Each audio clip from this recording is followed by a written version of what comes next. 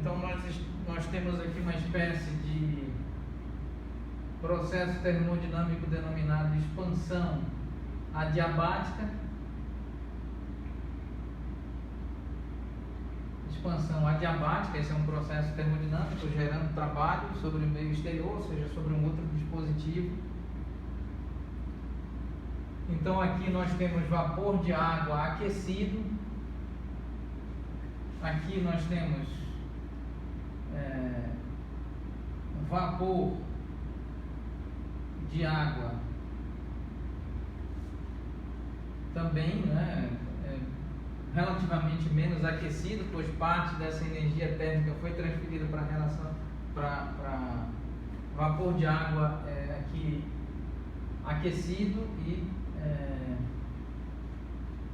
vamos considerar que é vapor de água aquecido, e aqui é um vapor de água aquecido, porém com menor temperatura do que esse vapor de água, exatamente porque a energia térmica foi transferida aqui como calor, gerando o que? Realização de trabalho. E então nós temos esse vapor fluindo, e então o vapor é resfriado aqui no condensador. E ao ser resfriado no condensador, ou seja, aqui é uma espécie de vaporizador, e aqui nós temos um condensador. E esse condensador, aqui nós temos água no estado líquido. Essa água no estado líquido sofre um processo termodinâmico de transição de fase, aumento de temperatura, calor sensível, né? E em seguida calor latente, com a transição de fase do estado físico líquido para o estado físico de vapor. Esse vapor é superaquecido, por assim dizer, é controlado, sua mecânica de fluidos é controlada por uma válvula, de modo a gerar trabalho por meio de um processo termodinâmico denominado expansão adiabática. Isso gera trabalho e faz funcionar um outro dispositivo, uma outra máquina, um outro aparelho, qualquer que seja esse aparelho, e então passa aqui o vapor de água, a água ainda no estado de vapor, aquecida, porém com temperatura menor do que o vapor de água antes de passar pela válvula. Esse vapor de água sofre resfriamento e recebe um resfriamento definitivo aqui no condensador, que está conectado à fonte fria, pois aqui nós temos fonte quente, temperatura T1, fonte fria, temperatura T2, e T1 é maior do que T2. E então parte dessa energia térmica é transferida em forma de calor, Q2, do vapor para a fonte fria, o reservatório térmico frio, por assim dizer. E esse condensador faz a transição, não é, de fase, de estado de fase, da fase de vapor para o estado na fase de líquido. Então nós temos uma espécie de condensação, um processo de condensação.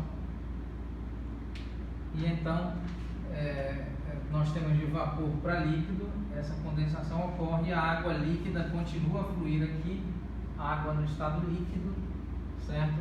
E esse processo continua de modo que nós temos assim, nós temos Q1 maior do que zero. Vamos considerar aqui esta convenção. Uma das convenções utilizadas na engenharia é de que o Q1 é maior do que zero e o Q2 também é maior do que zero, e o W, ou seja, o trabalho gerado por esse motor térmico, é Q1 menos Q2. Aqui considerando que Q1 é maior do que Q2. Muito bem, então o trabalho aqui é um trabalho, uma vez que Q1 é maior do que Q2, Q1 menos Q2 é maior do que zero, e portanto o trabalho é Q1 menos Q2, que é maior do que zero. A questão é que isso também implica que o W é menor do que Q1. O W, ou seja, o trabalho termodinâmico é menor do que Q1, de acordo com o enunciado de Kelvin. Ou seja, não é possível que o motor térmico realize uma quantidade de trabalho que seja exatamente igual à quantidade de calor Q1 transferido, providenciado pelo reservatório térmico intitulado aqui fonte quente, convencionado como fonte quente. Então é necessário que haja uma perda de calor transferida para a fonte fria, aqui nesse condensador, exemplificadamente. Então, uma parte do trabalho, ou seja, uma parte da energia térmica associada a Q1 é perdida em Q2. Então, o trabalho é menor do que Q1. Não há possibilidade do trabalho ser igual a Q1.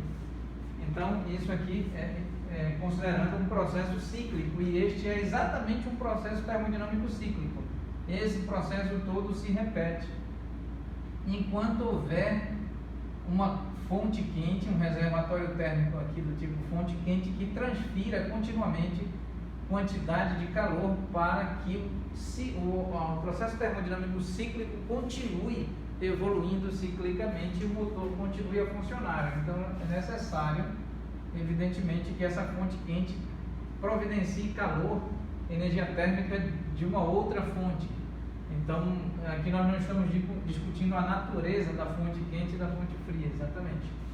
Então, o que é um motor térmico miraculoso? Aqui como uma observação. O motor térmico miraculoso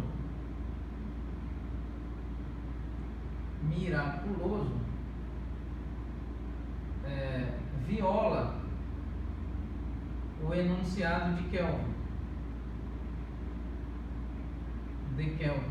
E como isso ocorre?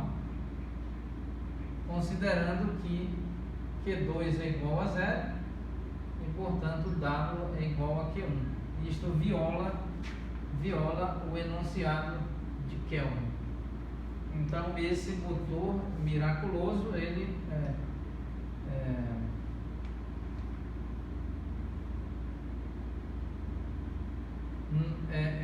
por assim dizer, existe uma impossibilidade técnica de construir um motor desse tipo, né? E esse fenômeno não é observado, não é notado, não é aferido, não é realizado aferição de medidas de modo a sustentar um motor miraculoso, um motor térmico miraculoso. Então ele viola o enunciado de Kelvin e efetivamente ele não pode ser construído e não existem processos termodinâmicos cíclicos que satisfaçam a essa violação, que fundamentem e deem condições, não é, razoáveis para a violação do enunciado de Kelvin para o processo termodinâmico cíclico. Então esse é uma espécie de motor térmico miraculoso quando Q2 é igual a zero, ou seja, não há transferência de calor para a fonte fria e somente o recebimento de calor da fonte quente e realização de trabalho pelo motor com o valor numérico do trabalho coincidindo com o valor da quantidade de calor providenciada fornecida pela fonte quente. Então esse não existe, não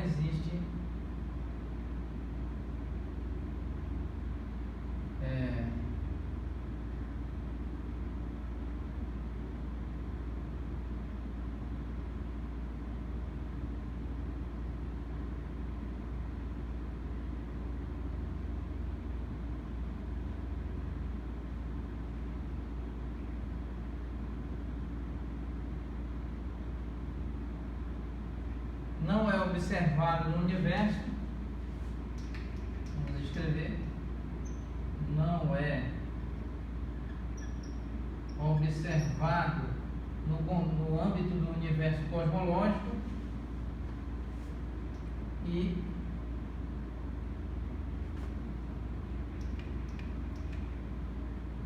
não é construído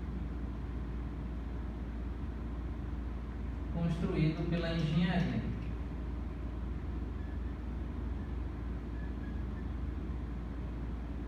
Repetindo, não é possível que esse motor térmico miraculoso exista, pois viola o enunciado de Kelvin, e o enunciado de Kelvin se refere a um processo termodinâmico cíclico, a exemplo deste processo. Então vamos encerrar a aula e retomaremos falando sobre o refrigerador térmico. Muito bem, obrigado a todos.